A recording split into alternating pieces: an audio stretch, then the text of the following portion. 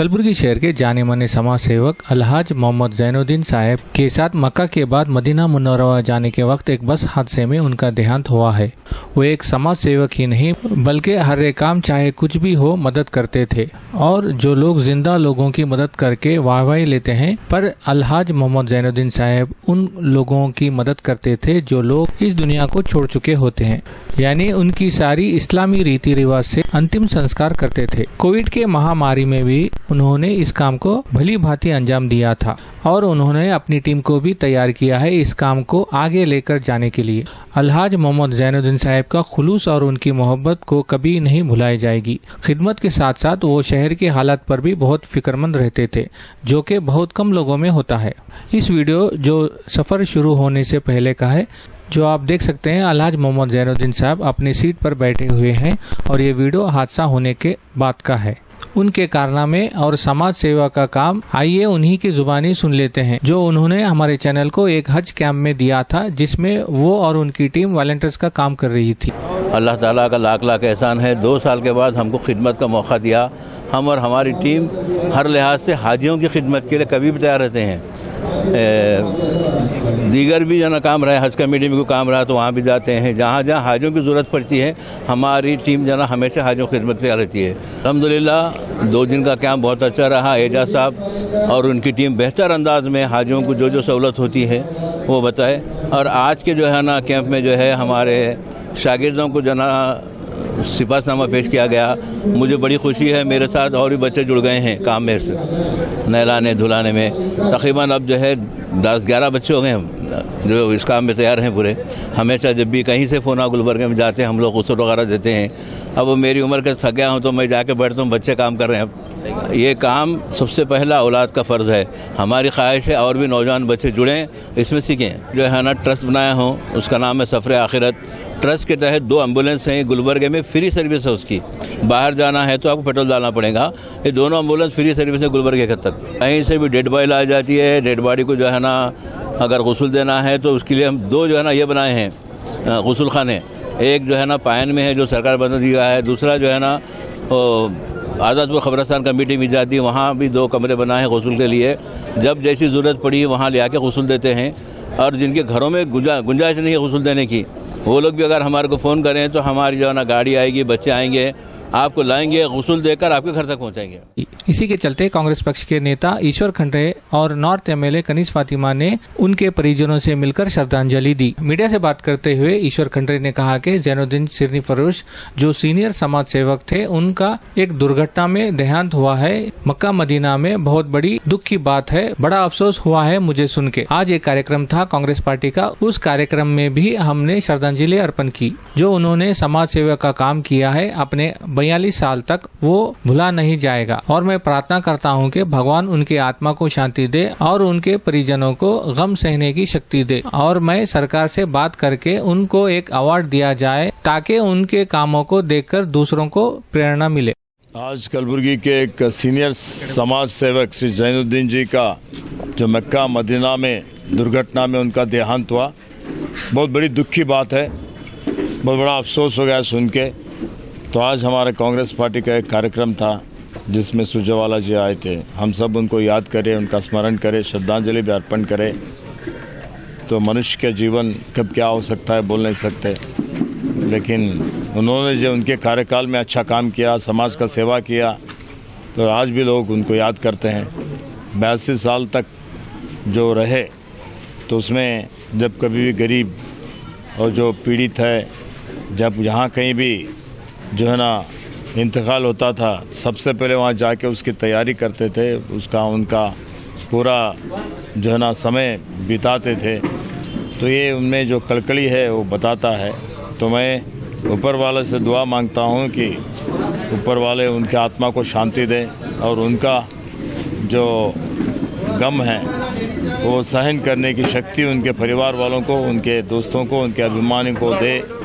ये कहते हुए मैं फिर एक बार मेरे तरफ से कांग्रेस पार्टी की सभी कार्यकर्ताओं के तरफ से उनको श्रद्धांजलि अर्पण करता हूँ। उनको अवार्ड मिलना ही चाहिए। हम जिलाधिकारी से और डिविजनल कमिश्नर से बात करके ऐसे जो लोग हैं पोस्टमसली मरण के बाद भी उनको स्मरण करने के लिए, उनसे प्रेरणा लेने के लिए एक अवार्ड दिया जाए ये हमारे तरफ से भी हम प्रतिनिधित्व करेंगे। अस्सलाम वालेकुम वरहमतुल्लाहि वबरकातुहू। हम यहाँ पर अलहाज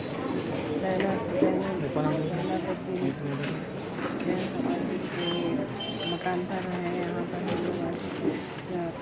कल जो एक्सीडेंट हुआ था उसमें उनका इंतकाल हुआ है। हम सबको बड़ी तकलीफ़ है। गुलबर्गा के तमाम लोगों के लिए तो बड़ा नुकसान है, उनके घर वालों को बल्कि सारे गुलबर्गा के लिए बहुत नुकसानदेह है।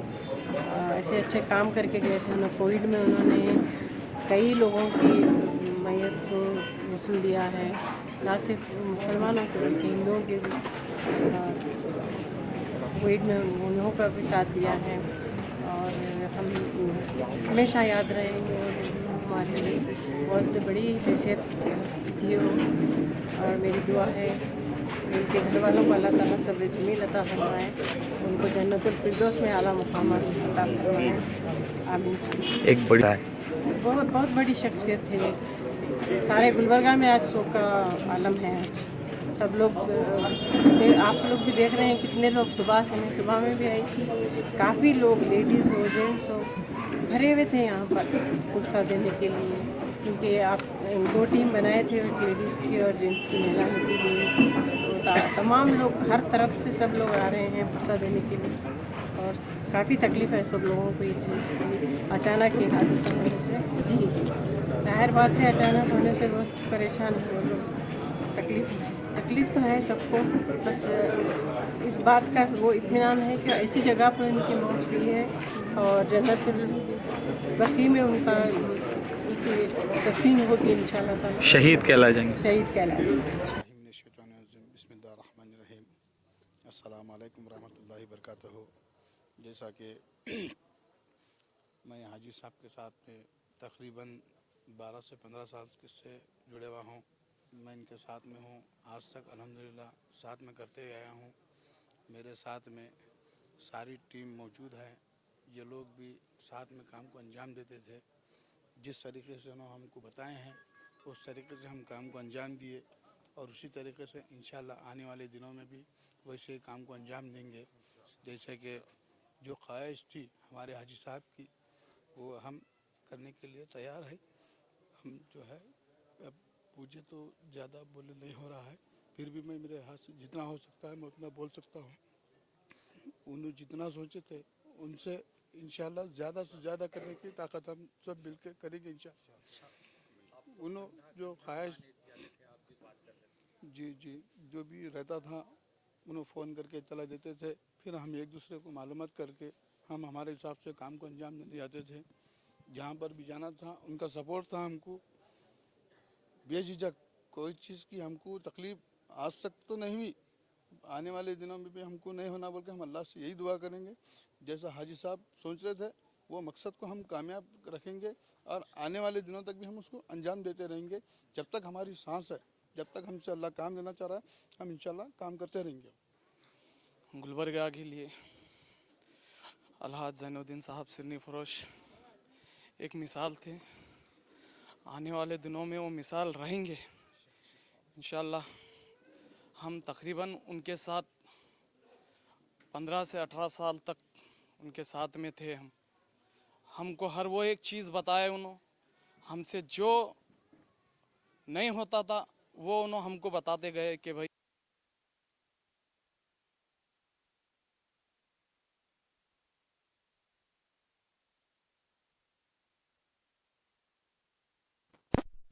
रोशन करेंगे, कभी उनके नाम पे कोई चीज़ का ऐब आने नहीं देंगे।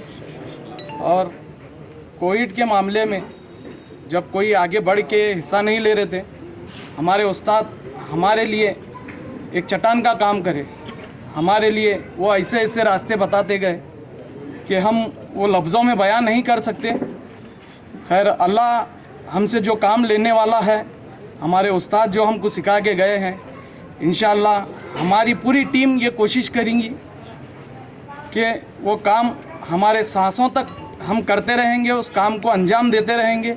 अल्लाह हमसे जब तक काम लेना है वो काम के तरफ हम तवज्जो देंगे।